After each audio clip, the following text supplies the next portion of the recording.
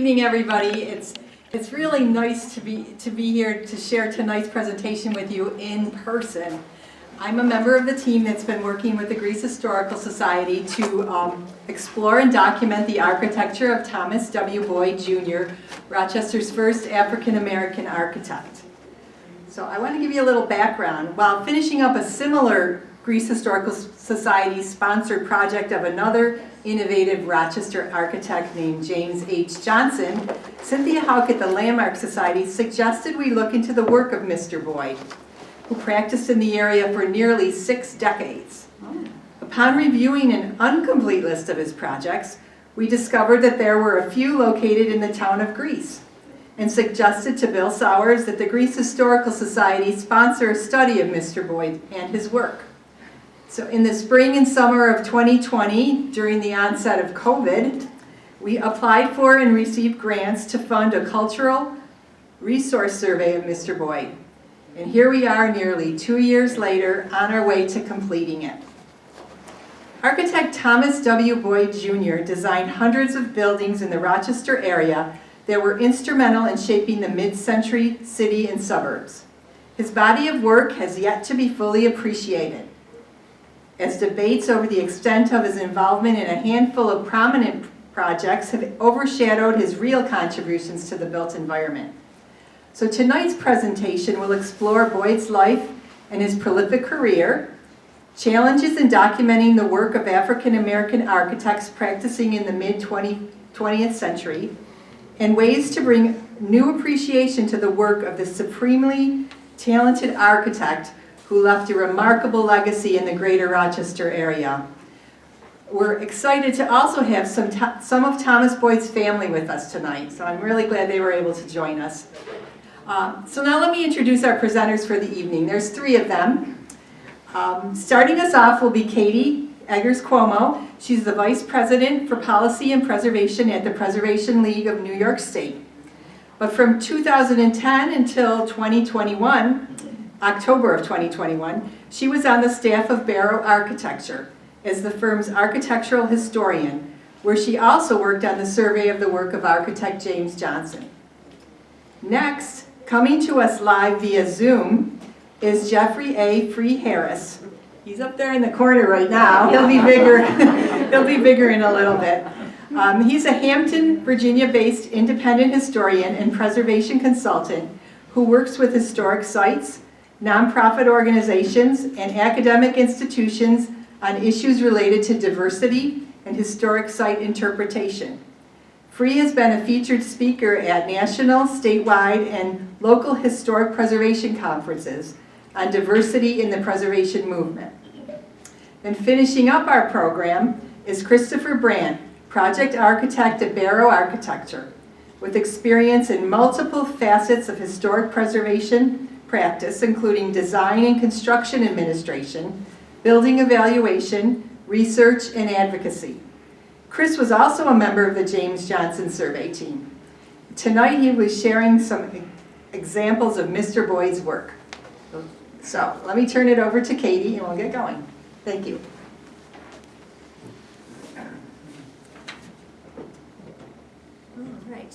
Well, thanks, Gina, and I also want to thank Bill Sowers, who is wearing many hats as our introducer, our cameraman, our client tonight. And in addition, he took a lot of the photographs that you're going to see of the buildings in the presentation tonight, so thanks, Bill.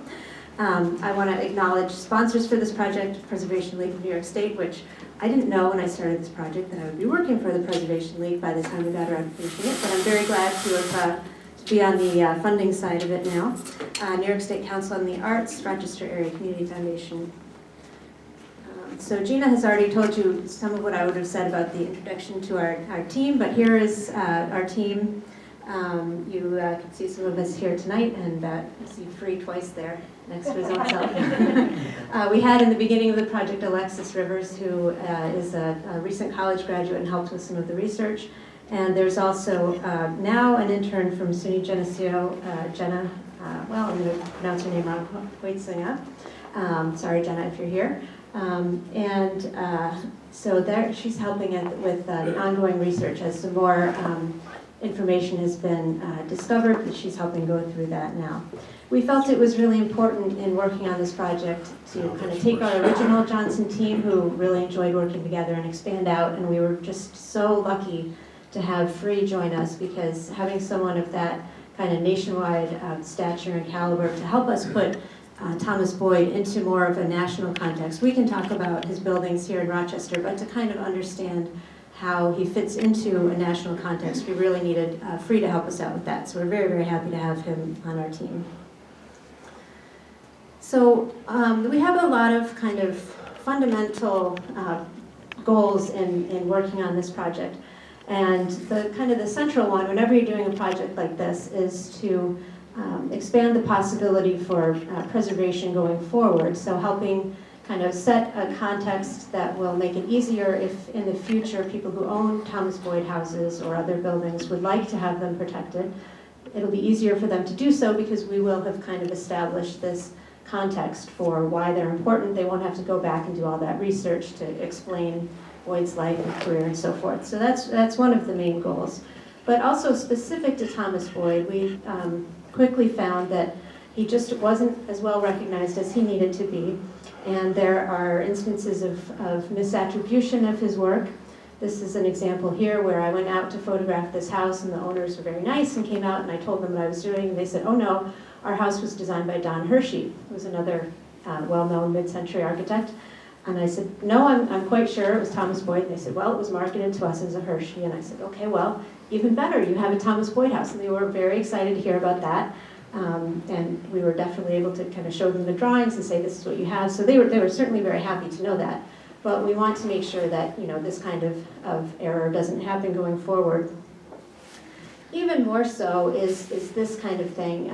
The kind of, to the extent that he's gotten attention in the past, it's been for a couple of prominent projects, and with the idea that he really didn't do much else other than that. And we are going to show you tonight that that is just not true. He was one of the most prolific architects of the mid-20th century. And so this idea that he did a couple things and then just sort of faded away into the background is just completely false. And we want to make sure that we can set the record straight on that. And bring more attention to the work that he was particularly proud of, which was his long and very successful career as a solo practitioner who really helped shape the Rochester region. So we have been trying to do as much documentation as we can using original sources that are reliable and things we can count on. Fortunately, the family has donated a lot of material very generously to the Rochester Museum and Science Center. So Gina and Chris in particular spent a lot of time going through all of that material and things that he collected, ephemera. There's his war service pin there, articles. Sometimes he wasn't given credit in an article for something that he designed. There'd be just a photograph of the building without his name. So we figure if he saved it, that was a pretty good clue that he probably designed it, and we could dig a little further and find that that was the case. A lot of his drawings are there, which is wonderful, especially for Chris being an architect. To go through and see the original drawings is really an amazing experience. And I'm sure Chris will talk more about some of the materials they've started going through that that the family is still has and has been kind enough to let us go through. We're also making sure that we interview people who knew him directly. One of the issues that we have found with some of the past research is that rather than speaking to people who knew him directly, a lot of interviews were done with descendants of his white clients and employers and colleagues. We think it's a lot more reliable to speak to family members and people who knew him directly, friends and things like that. So we're getting, I think, a much fuller and more accurate picture of his life and career that way. This is his son, Thomas Boyde III, who was really kind to do an interview, and there's Free talking to him on Zoom, which was a lot of fun. So this is still, ongoing, and I'm not part of that process anymore now that I've changed jobs, but still working on that, so Chris can talk a little bit more about that. So as I said, one of the things we're really trying to do is emphasize Boyde's role as an architect. A lot of to the extent that he's gotten attention, it's been, he was the first black architect in Rochester, which is important and significant, but that kind of stops there. And we think what's really especially significant, not only was he the first black architect, he was one of the most talented, prolific, and influential architects of the mid-20th century in Rochester. He designed hundreds of buildings. He really helped shape the development of the suburbs of Rochester in particular, and keeping in mind especially that the suburbs were not particularly welcoming to African Americans at this time. Many of the suburbs in which he worked had covenants that would have prevented him from living there. So nevertheless, he was able to build a very successful client base and build a lot of very notable houses. So we want to make sure that he's recognized not only as the first African American architect in Rochester, but one of the most important. So to go over his life very quickly, he was born on Christmas Day in 1905 in Washington, D.C. Lived there with his family. They moved to a couple of different neighborhoods. And he went to Paul Lawrence Dunbar High School. And I'm not sure if you can read the caption here, but it says in the language of the time, the greatest Negro high school in the world. And actually, I think this was one of the best high schools in the world and country, period. The reason being at this time, schools were segregated. There were not a lot of opportunities for African Americans, even those with advanced degrees and even PhDs, to teach in universities and in white high schools. So this being Washington, D.C., there was a federal law that white and black teachers had to be paid the same. So this segregated high school for African Americans had an exceptionally high number of teachers with PhDs, including some truly famous, people of the time. So he was able to get an unbelievable education with more PhD teachers than he would have had if he had been going to a white school. So he realized early on that he wanted to be an architect, and his training from Dunbar High School prepared him very well. He went on to have an interesting college career. We're not quite sure why he bounced around quite so much, but he started out at Brown, went to University of Michigan. We saw that he was enrolled at University of Minnesota. We're not sure if he actually went there or was at Syracuse that year, but he ended up graduating from Syracuse University as the first African American graduate of the architecture school. And here's a couple of pictures of him while he was at Syracuse. This is from a contest that was to do a rendering of the newly completed State Tower building in Syracuse. And he got third place in that competition. So there he is with some classmates and professors looking at some of the entries, and then there he is with his drawing there. Here's his diploma on the left, and on the right is a document he filled out for his 10th anniversary, or 10th reunion at Syracuse. And this was particularly helpful because we have to figure that what he put on this form was definitely reliable. So if we found conflicting information anywhere, this is what we thought was probably the best, because this is what he filled out himself. So he had, kind of similar to how he bounced around a lot in his college career, he had a lot of different experiences during his early architectural career. And keep in mind, he graduated in 1928, so this was an exceptionally difficult time to be starting out an architectural career right before the Great Depression, and that certainly had an influence on how things went for him. So he, let me back up in my notes here. He worked during the summer before his senior year at Syracuse with the architect Albert Piscell, who was a prominent African-American architect in Washington, D.C. And those two had a very lengthy relationship, working together off and on over a number of years. His first documented job after college was with Werner Tandy, another African-American architect in New York City. So he was there for several months. We don't know exactly where he was before and after that. We don't have every single month accounted for, but it looks like he was at the office of Schultz and Weaver, which was a very prominent firm in New York City, doing some very well-known buildings. In September 1929 to April 1930, he was working at the State Architect's Office in Albany. And he was living in New York City when the architect Sigmund Firestone from Rochester advertised for an architect. And this is some of their correspondence here, not that I expect you to read that, but they wrote back and forth a few times. Boyde came up to Rochester for an interview and was hired, I think, right on the spot.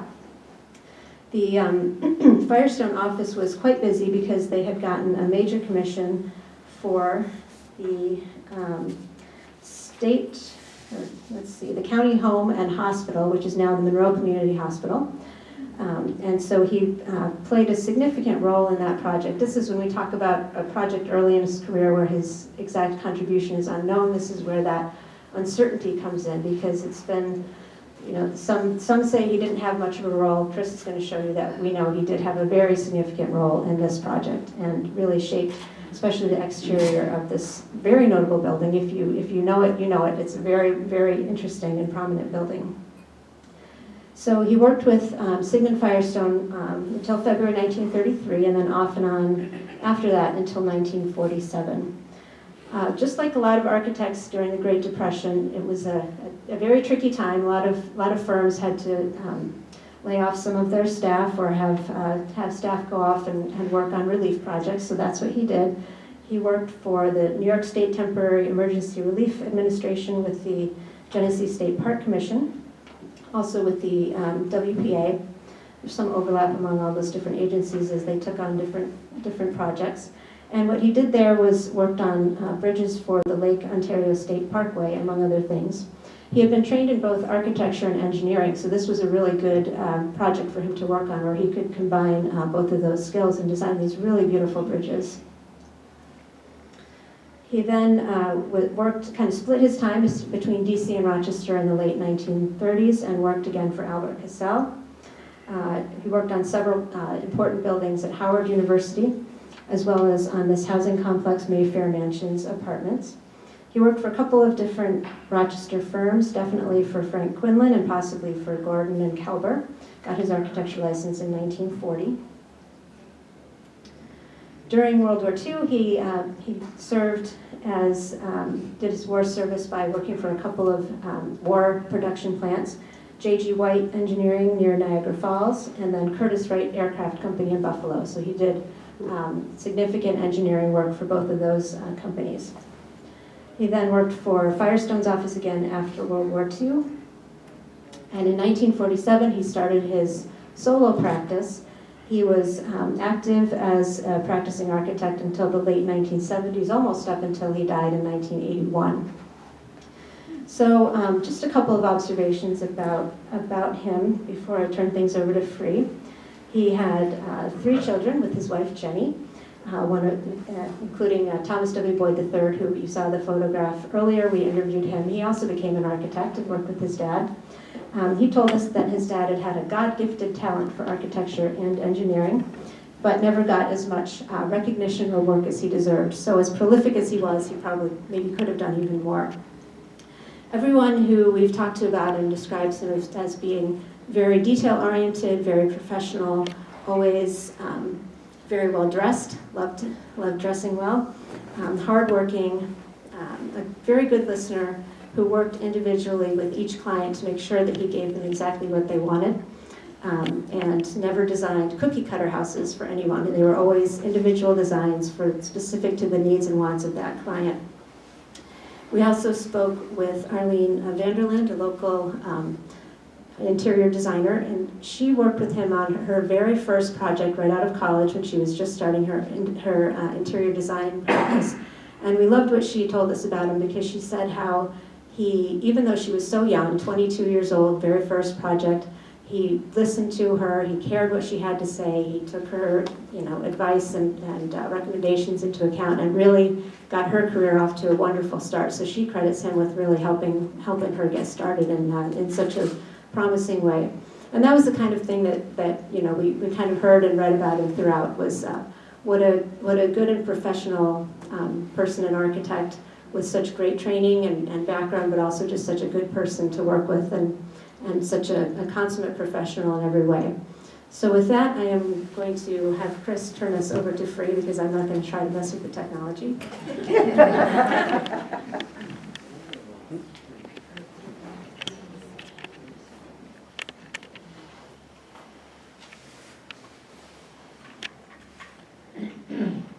Okay, Free, I think you're all good to go.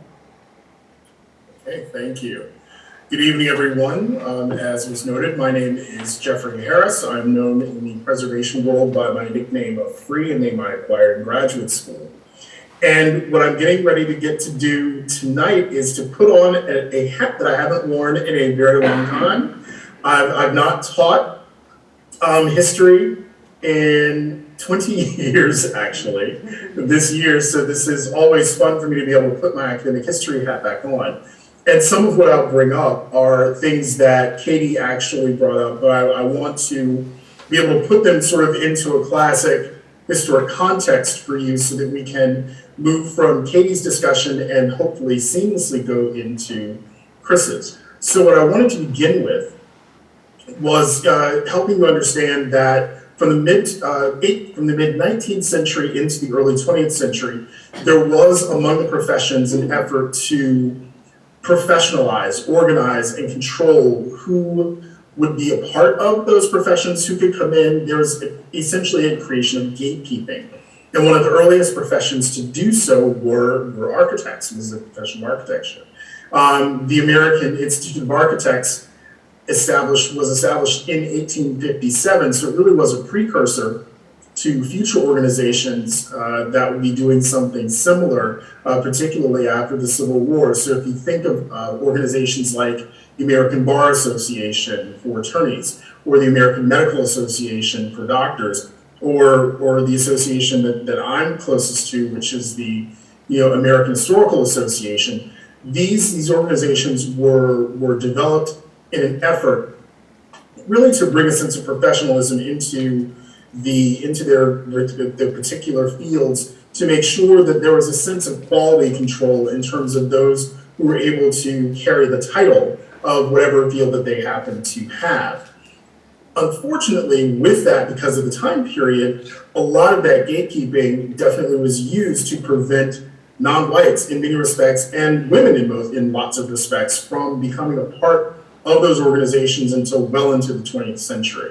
So with that in mind, think of the fact that Thomas W. Boyde Jr. was coming into a relatively rarefied world in the 1920s as an African American. So if you can get a sense, you can already imagine the hurdles, the obstacles that he was going to face. But as with so many others who ended up choosing the field of architecture who were African Americans, they knew what they wanted to do, and they were willing to face whatever obstacles they could to make their way forward into a field that made the most sense for them.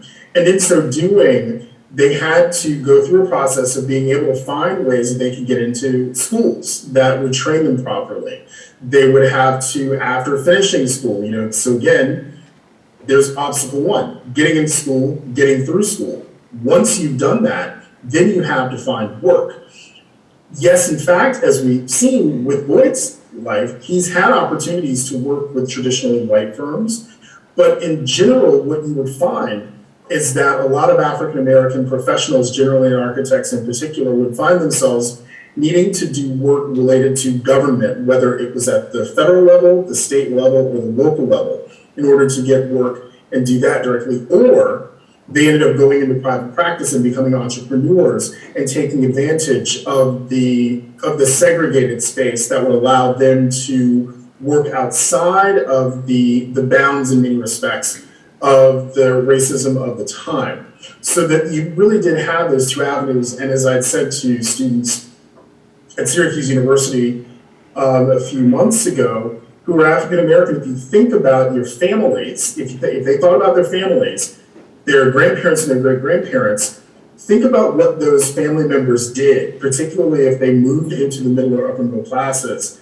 and you'll find that common theme. You had entrepreneurs on one side, or people who worked in the private sector specifically, but lots of entrepreneurs, and you had a lot of people who became teachers, who worked for the post office, and worked in some form of local federal government. And that was, it provided a nice, in many ways, buffer to allow those African American professionals to begin to build that wealth and to gain that work experience that they would need going forward into their careers.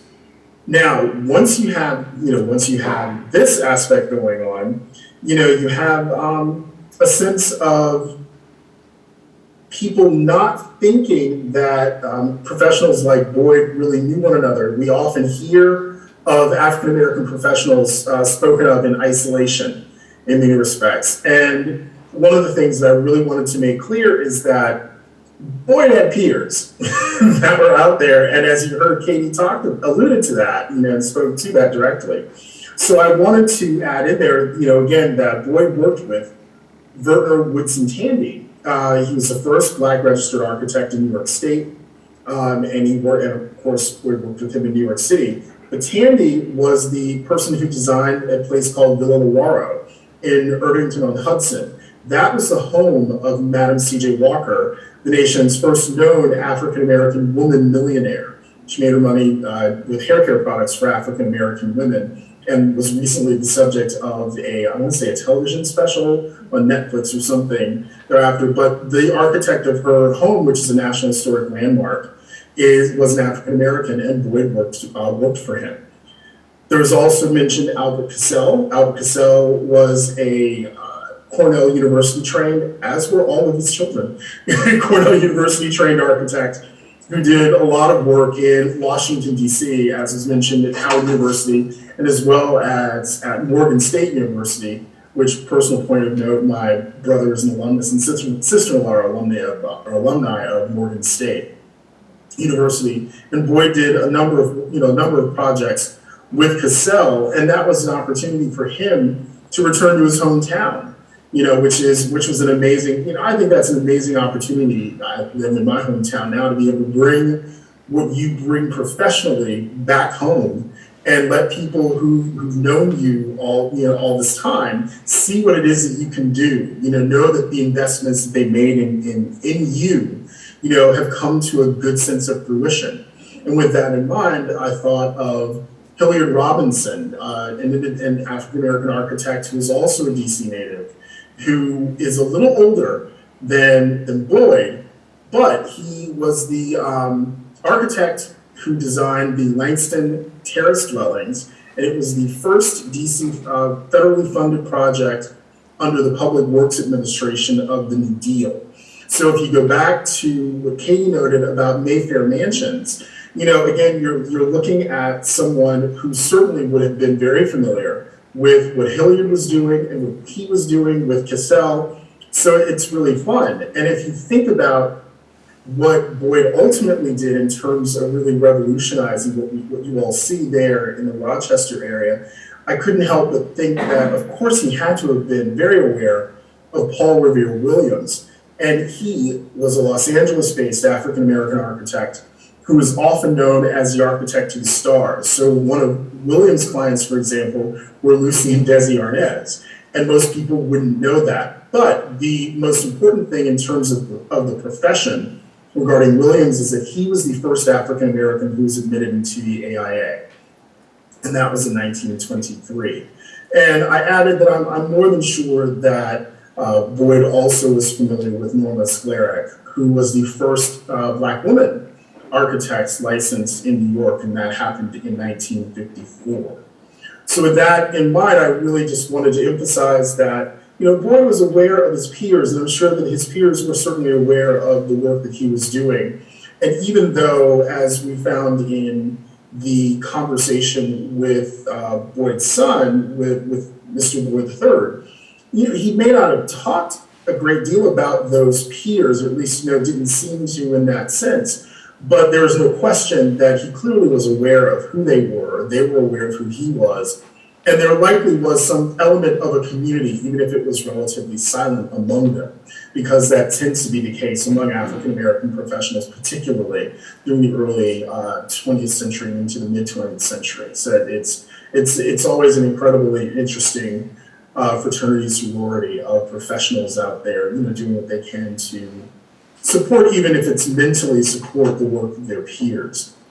Now, with that in mind, I move into this discussion of how documentation can then become a challenge when it comes to looking at the work of African-American architects. And one of the things that I did during my tenure, I just worked for the National Trust for Historic Preservation years ago.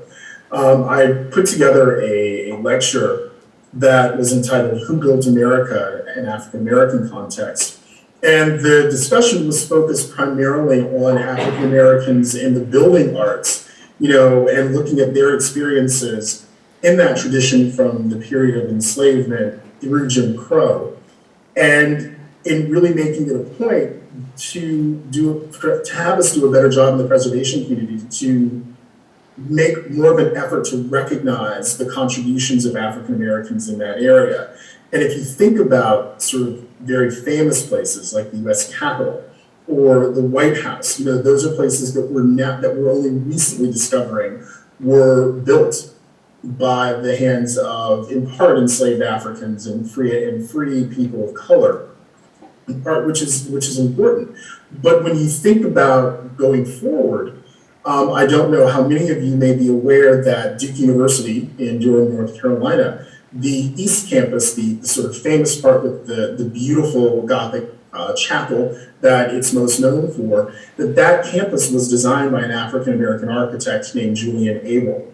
Now, Abel was unable to visit that site because Duke was in North Carolina. Duke's in North Carolina. He would not have been allowed, by virtue of the Jim Crow laws that were in place at the time, to actually inspect the site, to do the work that he was able to do. And unfortunately, that information was lost until not too long ago.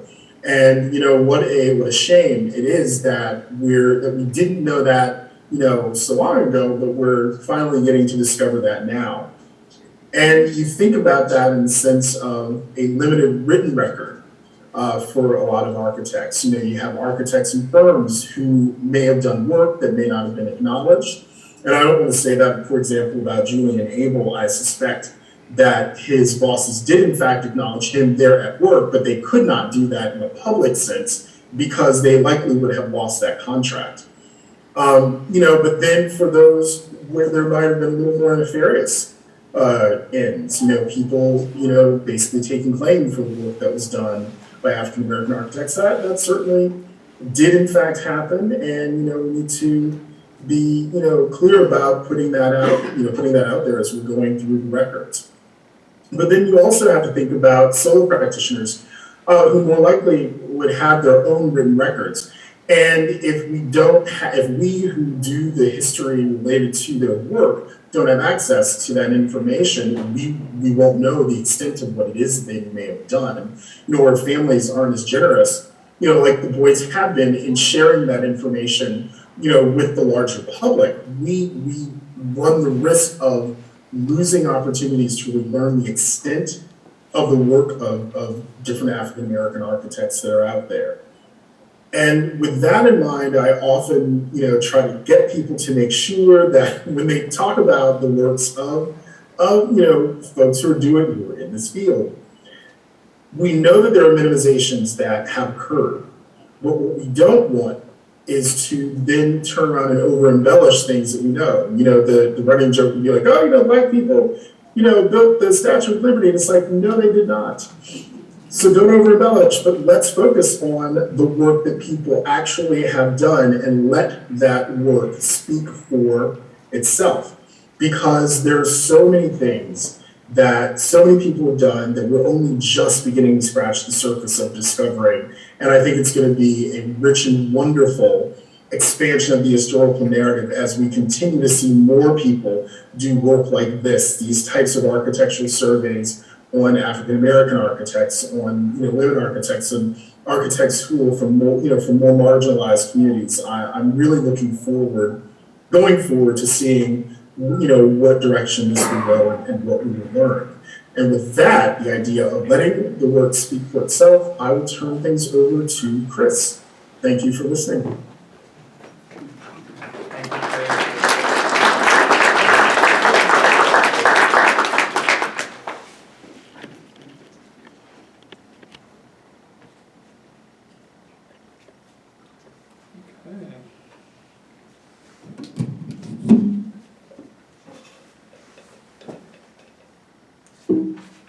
Nope.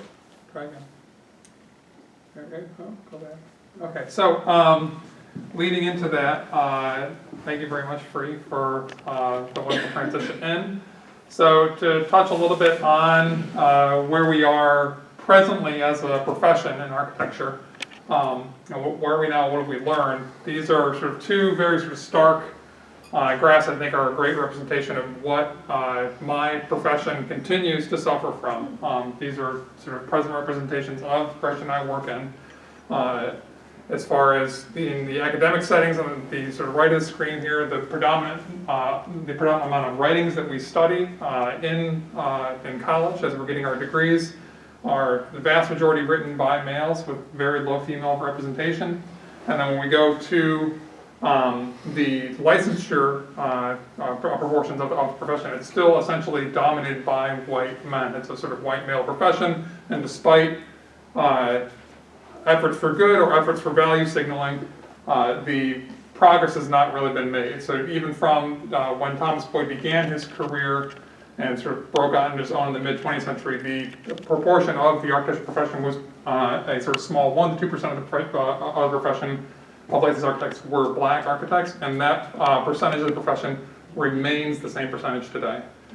So there really has been a very little bit of progress for that, and sort of on that, often in school, so this is maybe a little bit more towards when we're speaking in front of Syracuse University, often we talk a lot about architects like Frank Lloyd Wright or Le Corbusier from France. Those are the architects that are highlighted in school and that are studied intensely and their work understood by the student. But architects like Robert Taylor, who's on the left, and was instrumental in establishing the Tuskegee Institute, as well as blending the lines between contractor and architect.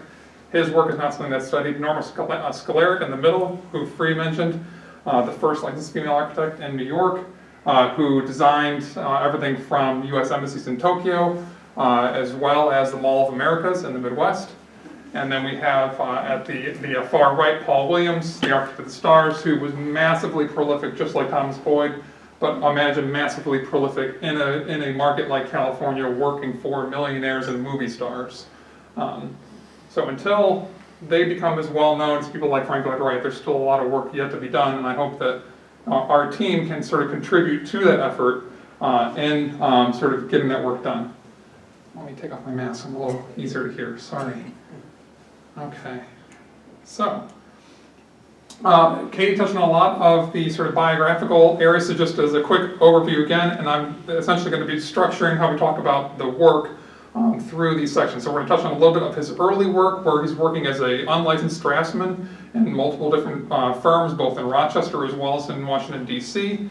Then he becomes licensed around World War II era and is still, again, working for other firms or also working for himself, what's sort of called moonlighting, when you go out and you're sort of doing a couple jobs at nighttime when you're home from work.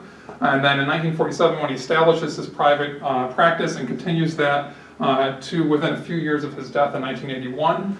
I need to amend this slide because of the gratitude of the Boyde family being able to look through even additional archives, that 550 plus, that's 750 plus projects now. We're closing in on 800. Which the vast majority of those projects were completed essentially from the late 1940s through the mid-1960s. So if there's any architects out in the field, if you can imagine pumping out almost 600 to 700 projects in 20 years, hats off to you. But when I look at his archive, I feel very, very inadequate as an architect. So the most sort of prominent and earliest project that he participated in here in the Rochester area was the Monroe Community Hospital. So by just the sheer scale of this project, there were several people involved with this at the office of Sigmund Firestone. What's been diminished over the years is Boyde's significant contributions to that, and what was really key to being able to further sort of establish the inherent truth to this attribution was studying the drawings, the actual drawn products of the architect, and that's when you go through a lot of, there's essentially hundreds of sheets of drawings for this project. And a lot of these detailed drawings, these sort of beautiful compositions of art almost. Mr. Boyde had a very distinctive drafting style and a very distinctive lettering style in how he communicated the information on the drawings. For any of the Sigmund Firestone drawings, unfortunately, the draftsmen were never allowed to put their initials on it, which is usually a key. if you'd see draftsman's initials, but none of these had initials on it, but other drawings that he did at the same era did have those initials, clearly tying it to them. And when you begin to sort of recognize the same visual qualities of those drawings, these detail sheets sort of jump out from the page, and they also coordinate very well with when Mr. Boyde starts in the office of Sigmund Firestone. Because the building was so large, it was built in phases. There were 4 buildings, each one was bid out and built separately. The later you get in time to the most prominent building, Building 4, or the administration building that everyone takes photographs of, and that building, literally almost every single detail drawing that shows exactly how the exterior of the building goes together, what it looks like, what the stones carved like, the tiles, all of that, every single sheet is Thomas Boyde. And just sort of zooming in at the details, but everything from how he does his little letters, like the K and the brick, how he dimensions things, all of that's very sort of distinct, and once we began to recognize that, you could see it again and again and again and again, and it would look distinctly different from another sheet that was done by a different draftsman in the firm. So here's a couple photos of it today. For those unfamiliar, I'm sure many people are very familiar with this building. Prominent, beautiful structure, and sort of wonderful part of our sort of collective heritage. Another great early prominent project. Mr. Boyde, like a number of other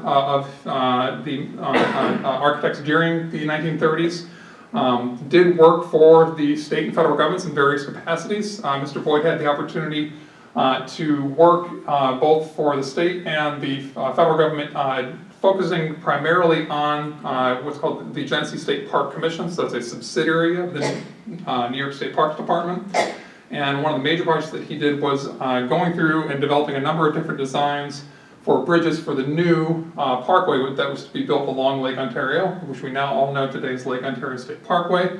The very first phase of construction was completed in the mid-1930s, and then as the parkway was expanded throughout the 1950s and 1960s, all of the new bridges were essentially copies of the originals that Boyde had been the original designer for. He also, as we found going through some new archives, was also responsible for bridges that were erected in Webster Park, as well as some of the other supporting structures in that park as well as part of this work. But what you're going to see here are examples of the different designs that he developed for Lake Ontario State Parkway.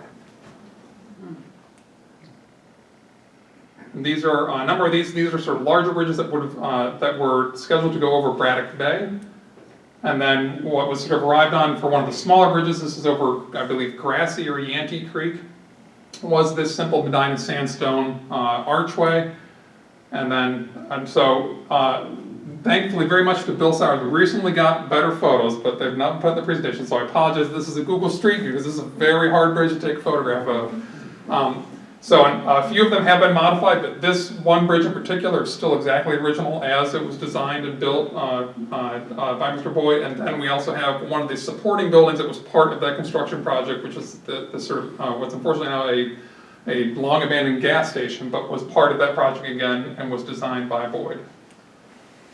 Another early project when he's now working for Frank Quinlan, and this was one of the key early projects that helped us understand Mr. Boyde's design, or his visual language with his drawings, was St. Joseph's Villa. So when he was working with Frank Quinlan, he was able to initial his drawings, so the drawings were very clearly identified even without looking at the visual material on them, that they were the work of Thomas Boyde. This is a historic photograph of one of the many cottages that are part of the St. Joseph's Villa complex.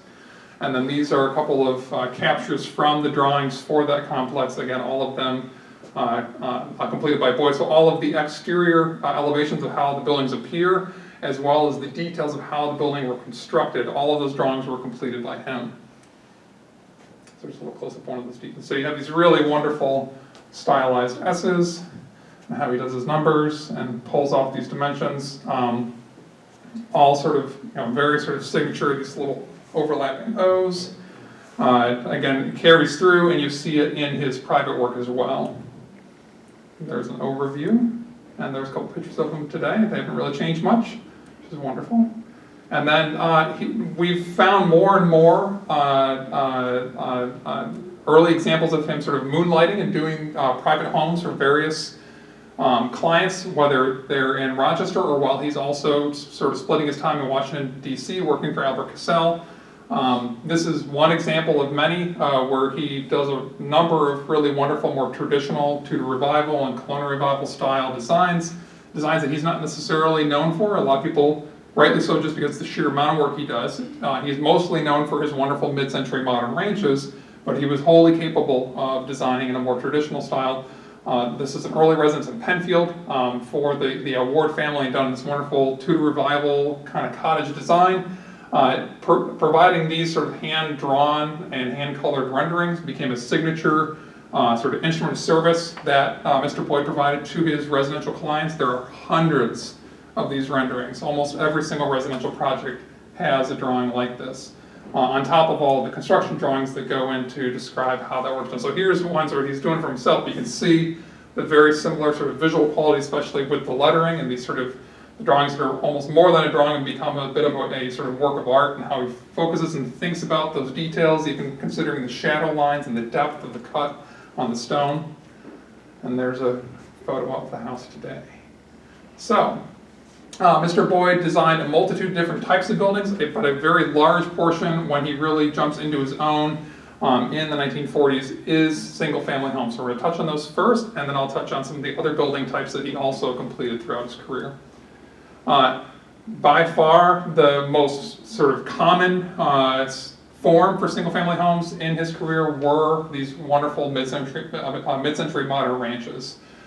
This is the Friedman Residence. It's a little atypical for most Boyde houses in that it has the wood siding on all four sides. You're going to see a lot of the houses we look at that Mr. Boyde really loved using brick and stone as a cladding material predominantly. But I'd like to feature this house because this house has a really wonderful interior, and that we have photos of, and really helps you sort of understand his unique sense of style for these residential interiors that, unfortunately, in a lot of houses, those have maybe been lost to time, but this one is really wonderfully preserved on the interior. So if we jump to the plan first, so this is sort of looking at the floor plan of the house, and it starts to show a lot of the common architectural language for Mr. Boyde. So his ranches, when he had the opportunity to, which was often, they're not going to be a simple little box. They often have this wonderful sort of exuberant wandering floor plan where you can see the sort of boxes of the different rooms breaking out of the envelope, creating these sort of opportunities for corner windows and framed views, creating privacy between the entryway and the bedrooms. When we get into the sort of main living space, where I'm already here with the cursor, making prominent use of curved walls. These sort of wonderfully sort of smooth curving surfaces was a signature and a favorite sort of design element for Mr. Boyde in a lot of his homes, as well as some commercial buildings. More often than not, the living room was always sunken to create a little bit higher ceiling height in those areas, and often those sort of entries to the sunken spaces would have these very broad entry steps, maybe highlighted by planters like we're sort of seeing here, and we'll see in the photographs.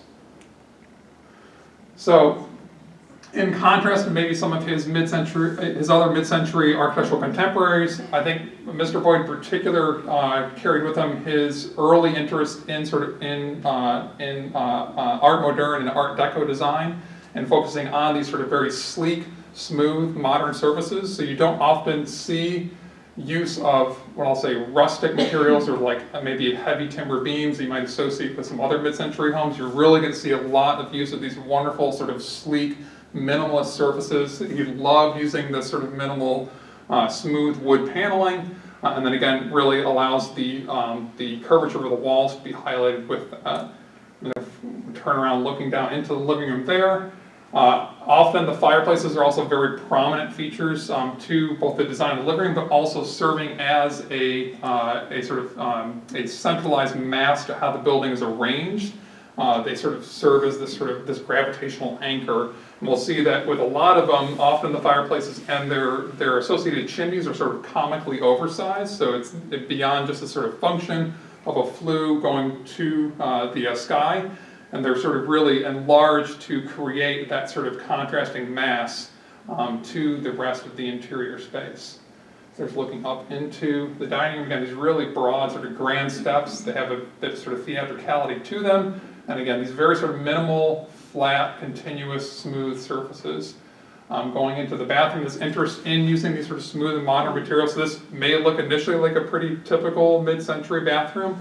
The highlight is that, so these walls are glass, so that's vitrolite. It's not a normal tile. It would have been very expensive and difficult to install. It's very hard to repair this, unfortunately. Again, that sort of interest on these sort of very smooth, modern surfaces and not using the sort of more typical tile on the walls that we might see in a similar house of the same vintage. The Grossman Residence, this is just around the corner from the previous one, also in the town of Brighton. And what we're seeing here is a more common material palette, so the use of this sort of long linear fieldstone or brick. Also, some other common elements now that you're going to start to see over and over again as exteriors. We often have these very large built-in planters that are often used to sort of extend the building out into the landscape or to frame or direct you towards an entryway. If you also squint a little hard here at the entryway, you see there's these square porthole windows there to the left. So you're going to see that sort of use of these sort of gridded geometries, both in windows or you can see here on the decoration there on the garage door. That's another common design element, along with, again, the floor plan of this house, like the previous one, is sort of rather rambling. It's not going to be that sort of simple little box.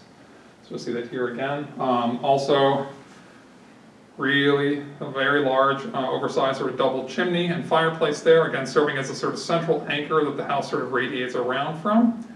We see more curved walls, of course, and a sunken living room. And then this is initially at first glance a little more modest, but I think this is a really great example. I'm playing a little bit of a game by showing you the elevation drawing, so this is sort of drawing the house sort of flat like you're looking at the front wall. But I'm playing a little game to sort of emphasize how he really sort of breaks the box to be able to adapt to the unique constraints of the sites that he's designing for. So that by showing the elevation here makes the house seem a little more simple compared to what we've been seeing, but really this house sort of opens up when you sort of maybe look at it from above in the plan that it's not so flat at all. We have a big sort of back. So we have these sort of big pushes and pulls. I'm not going to be able to do this. All right, here we go.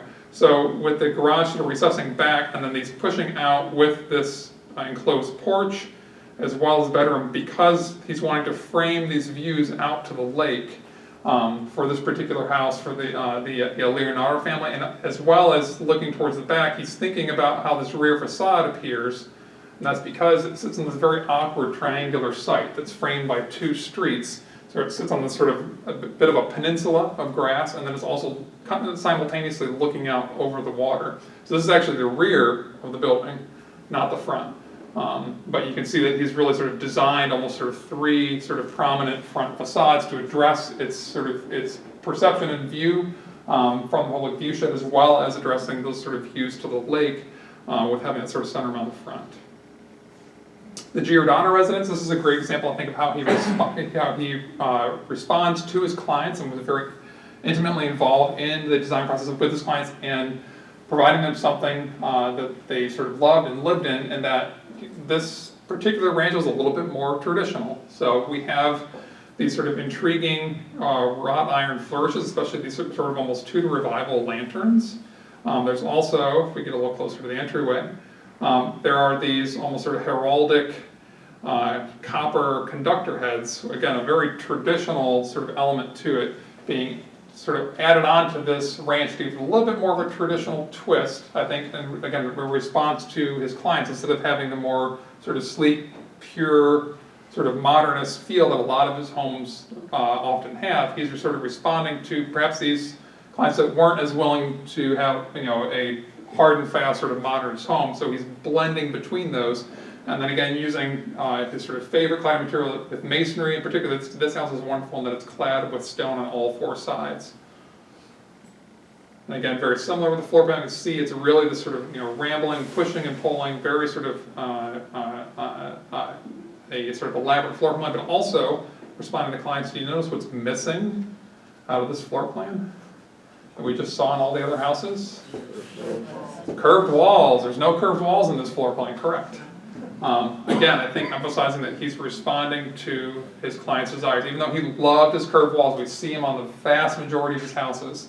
Again, I think he's responding to these clients. And with these mid-century modern designs, he's not losing that sort of sense of artistry and focusing and thinking about and crafting details.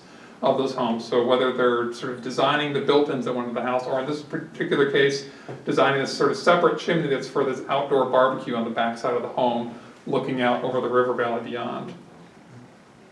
He does a handful of split-level homes.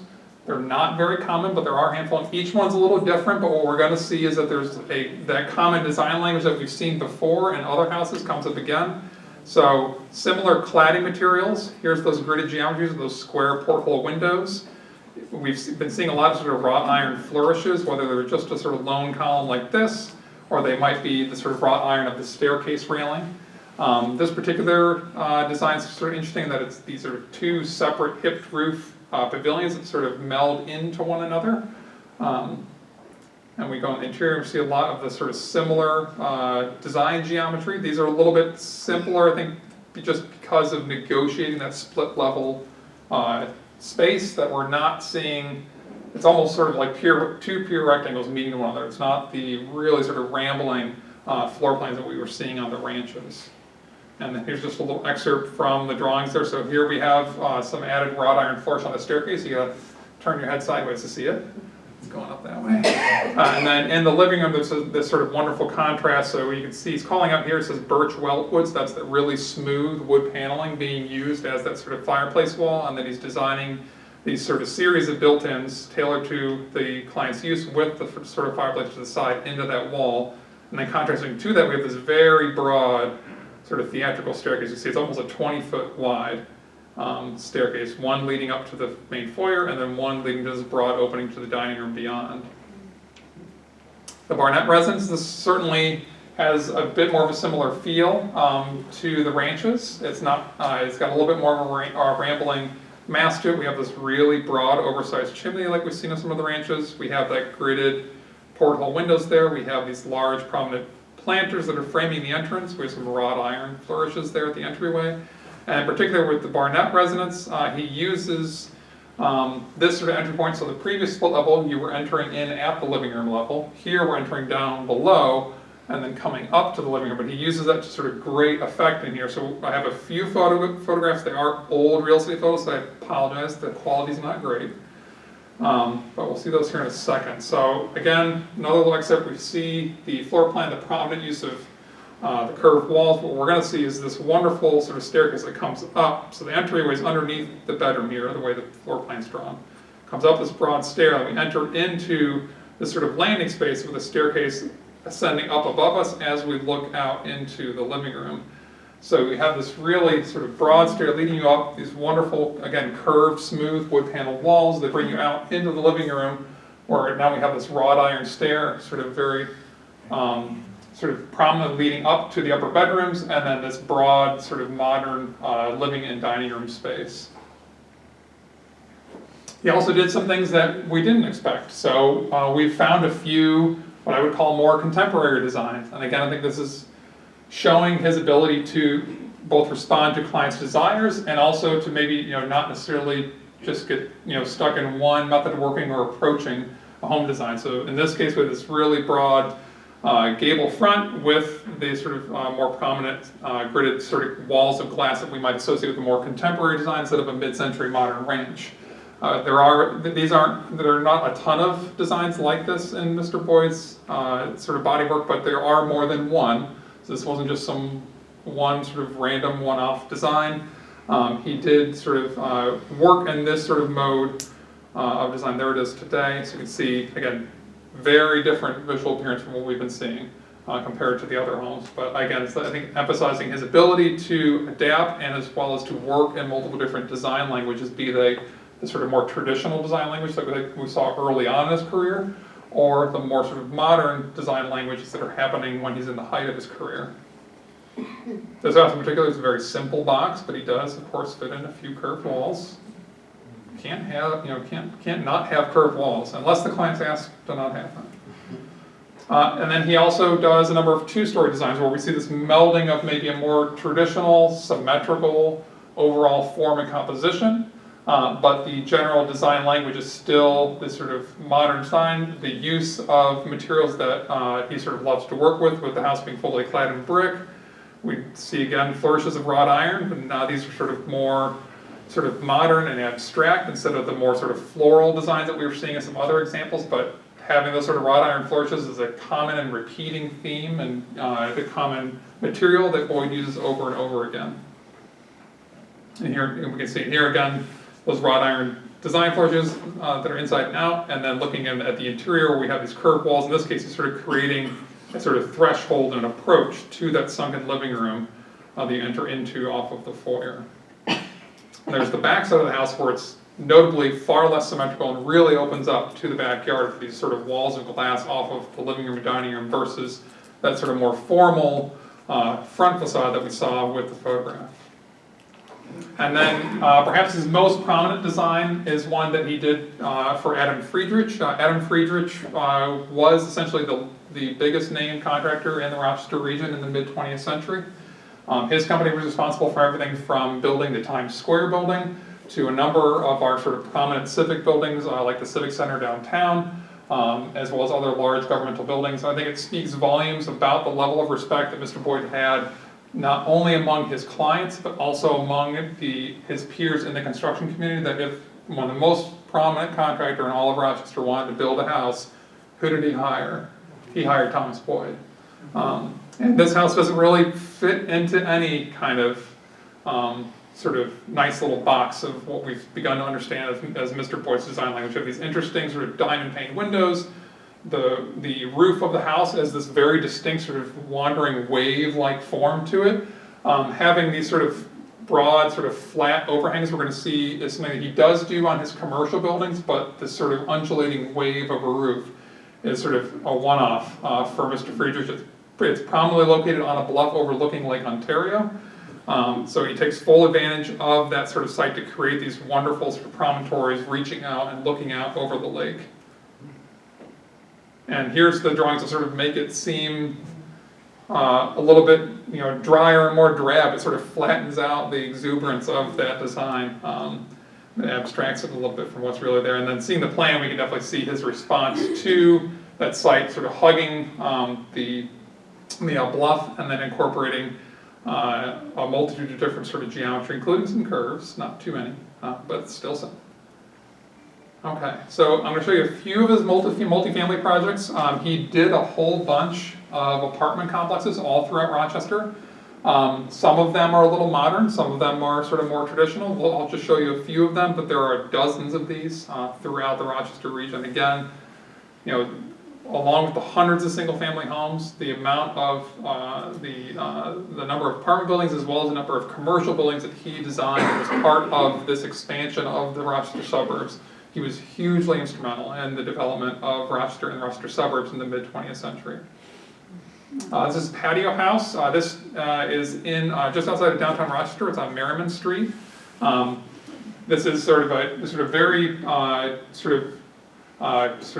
more minimal, clean, sort of modernist design. It's got a sort of symmetrical massing to it. It's not as sort of brash as some of his other commercial designs. I particularly am fond of this sort of odd little quirk of sort of nod towards traditionalism, where we have these implied shutters, but in brick. And then we have this sort of just very clean, continuous balcony there shading the living rooms of those apartments. And this apartment building got a lot of press. It was the sort of first modern apartment building anywhere near sort of downtown. It got a lot of coverage, and he had a number of clients that he worked with that he often had multiple jobs with. So for the developer for Patio House, Mr. Boyde also designed a couple of commercial buildings nearby in downtown Rochester for him. This is Heritage Garden Apartments. This is on Winton Road in the city. This is a really good example of some of his more, what I'll call colonial revival or more traditional apartment buildings. This still has some modern flair to it. We'll see with the sort of projected balconies when we look inside the courtyard, but the sort of traditional brick-clad colonial revival courtyard form, he did a number of these all throughout the region. So we see here there's a little bit of a nod to modernism with these balconies that are sort of held up by a very small little wrought iron column, so that visually, especially when you're further back, they do have this sort of wonderful appearance of being a cantilever sort of floating out into the courtyard beyond, but then really the majority of the building is sort of far more sort of traditional in its design language.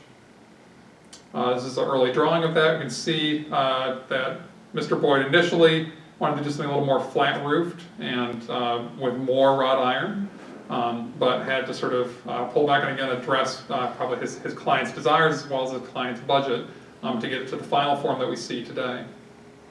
He does also do a number of public projects, publicly funded projects. Free touched on this. This was certainly a major part of a number of other African-American architects' careers in the mid-20th century.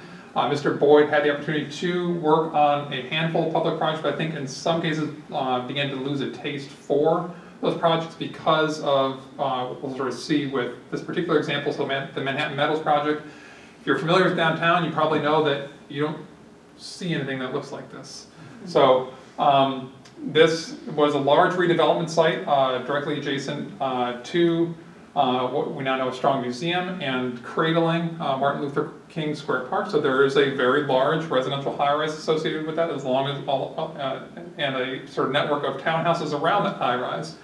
That's what got built, but that was an out-of-town architect that got brought in after the bids came in too high on Mr. Boyde's project, and instead of involving Mr. Boyde in sort of adjusting and redesigning that project, he was replaced with someone from out of town, and that happened more than once on public projects. So I think he began, again, this is positing a little bit, but I think, that particular, I think with someone as accomplished and as proud, rightfully so, as Mr. Boyde would have been for his work, to have been snubbed like that on a couple of some of his what would have been some of his largest projects of his entire career, he began to sort of lose a taste for that project. So this is a rendering that was done of that proposed Manhattan Meadows project, again before the other out-of-town architect was sort of brought in and allowed to sort of take over the project.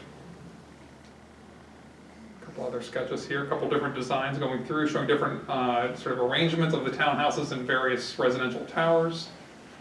Some renderings showing what he was picturing for the sort of entryways, the loggia, and again, other studies of those residential high-rises. As we get a little bit later in his career, in the late 60s and 1970s, again, sort of, I think, adapting to how the design language of modernism is changing throughout his career, there's a sort of, he begins to sort of distinctly change his design language. We get this sort of, this emphasis on expressing these stair towers as these sort of towers of glass that protrude out from the buildings and then begin to lean into what we might call brutalism. I'll show you a few later examples of his work that in some ways can be seen as a sort of early example of brutalism in our region. So brutalism became a very sort of popular modernist style in the late 1970s and through the 1980s. And I think Mr. Boyde was a bit sort of maybe sort of ahead of his time, beginning to sort of see that as what the sort of the evolution of modernist architecture was. We see that here. So this building's been changed a little bit, so it's made a little bit more traditional with these sloped overhanging roofs. But you can see in the original design the sort of very sort of distinct sort of blocky towers protruding out, and then the sort of more blocky sort of construction of the balconies for each of the apartments there. So the exact same year, this is where it's really starting to get into more, what I said, the sort of brutalism aesthetic. So with brutalism, it derives from the German term Betonbrut, which means exposed concrete. And so the use of exposed concrete and expressing the sort of inherent structure of this, we can see the concrete floor plates there, as well as the sort of extruding out the sort of bearing walls to create these sort of recessed balconies off of the apartments here for Bella Manor Apartments. This apartment building is on Lake Avenue in the Maplewood neighborhood. There are a handful of very late Thomas Boyde design apartment buildings that share this sort of design aesthetic that are scattered throughout the Rochester region. There are about 4 or 5 of them. Bella Manor is by far the largest. And here's a sort of early rendering there of that design. And another picture of it today, again, sort of showing the sort of rigorous sort of gridded geometry and this heavier concrete sort of base materiality, a very distinct contrast from some of his earlier work. Unfortunately, a lot of his commercial projects, I think, just due to a lot of commercial work, they are inherently, they have a much shorter time span, are more ephemeral, so a lot of these unfortunately have been lost to time, but thankfully there are a number of wonderful historic photographs of his designs for a multitude of different commercial clients. So we're going to run through a number of these. This is an early one, the Empire Parkway Restaurant. This building still stands, but it's so far remodeled, you never recognize it. If you want to go see it, it's across from the Lowe's Theater in Webster. It does not look anywhere near as nice as what this is. But this is a good example of some of his sort of mid-career commercial work, and that you still have some of this influence of the interest in art moderne, where we have these smooth surfaces. Often we have these sort of prominent but simple blocky overhangs, and then these sort of ribbons of glass. And then I think what's sort of interesting is that because this particular design is maybe leaning a little bit to trying to feel a little bit more residential on its scale, we do have this interesting, very prominent chimney, as well as these built-in planters that we're far more used to seeing in his residential work. Those are not necessarily common elements for his commercial work. We have this wonderful sort of outdoor patio space with a collapsing wall. A lot of architects did, including myself, really love using things that we call them nano walls, which are these sort of collapsing walls. So, you know, all great and cutting edge and modern, except that he was doing it in 1949. And then here's an interior shot there. So another common element that we'll see, which is interesting that he doesn't necessarily do it a lot in his residential work, but he does it a lot in his commercial work, is that instead of manipulating the floor level like he does in residences with lowering that sort of living room, he's often manipulating the ceilings in his commercial work to sort of highlight or emphasize different programmatic uses or to coordinate with visual elements. So in this case, though the curtains are drawn, we have this broad expanse of glass here that sort of coordinate with that sort of heightened ceiling area there in the dining room. The Times Square Hotel and Supper Club. This was a very short-lived project. It was a already existing building on site. This is right across from the Times Square, what we now know as the Times Square building. Mr. Boyde was brought in to renovate and provide this sort of brand new, very sleek and modern facade, as well as to fully redesign the interior of it to be the sort of jazz club and dinner club, where a number of sort of very prominent musicians came through in the 1950s. But by 1958, this building was demolished and then replaced by the modern Central Trust building that's there today that we now know as 44 Exchange. But what's intriguing, so with this design, there's a lot of elements that you're going to see, again, with lots of commercial work, that's interested in designing signage. Again, using very sleek, smooth materials. In this case, he often uses a lot of vitrolite, like we saw in that one bathroom. He uses a lot of it on facades for his commercial work.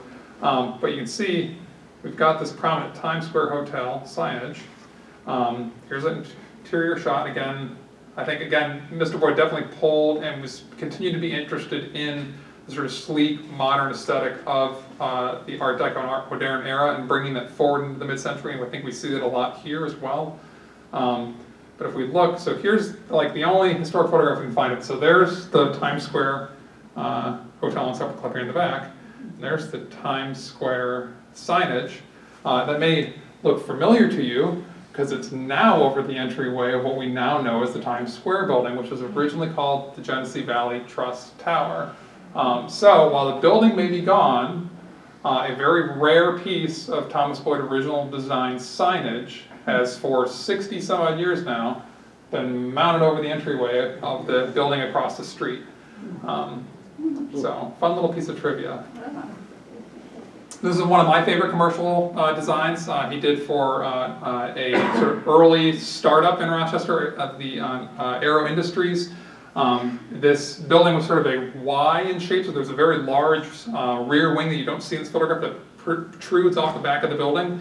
So this is both a sort of corporate office as well as a research laboratory wing that would have went off the back. We can see some similar design choices with these sort of square porthole windows. Again, a little bit smaller scale, so incorporating some of these built-in planters.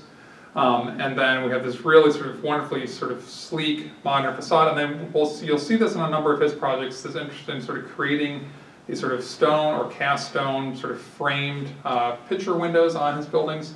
Not something you see in the residential work, but you see it time and time again as a common design element for his commercial work. The interior of this building and the office were particularly sort of striking to me. We see a similar material palette used in the offices as he uses in some of his sort of best sort of prominent residential designs, but it really sort of wonderful, like sort of imagine this being the set of like Mad Men on AMC, but a really sort of wonderful, quintessential, beautiful mid-century modern interior.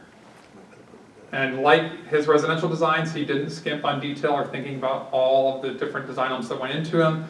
Something that was really shocking with a lot of his work, especially with a lot of his commercial work. As we sort of hinted on early in his career, he received training as a structural engineer and was able to employ that to great effect working for the state, for Lake Ontario State Parkway. He continued that in his professional career. So I think we came across maybe one project in the whole archive that actually had an outside structural engineer.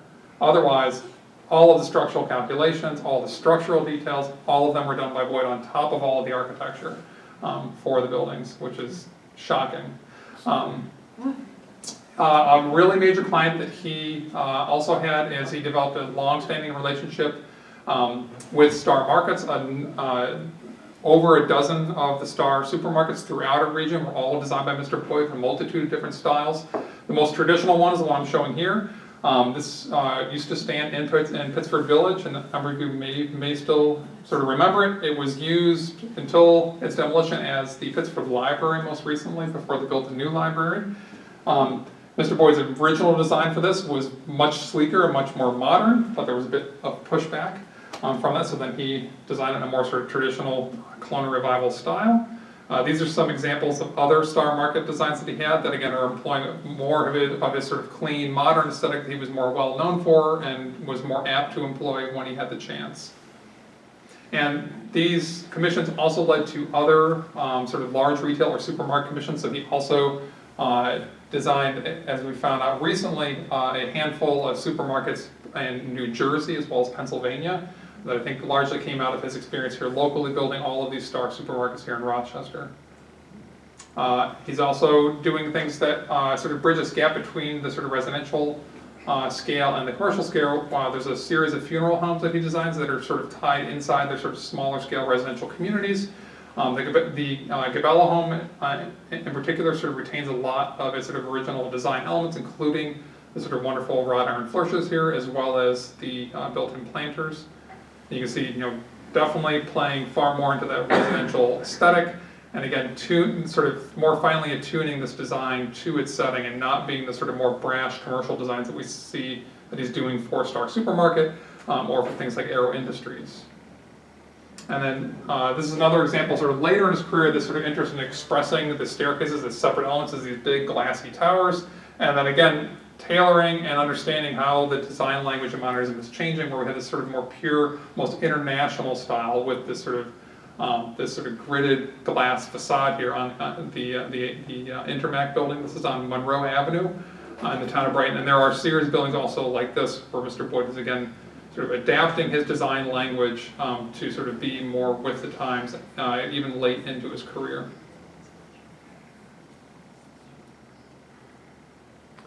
Okay, so, I'm sorry, so this is left over from Syracuse University, so I'm going to buzz past this.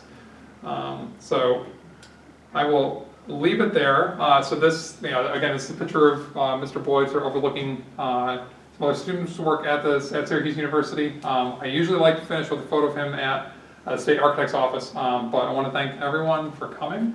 We're more than happy to take questions, and I really hope that you learned in some small part the immense the immense effect that Mr. Boyde had on our broader community, and the immensely large talent that he was as an architect. Thank you.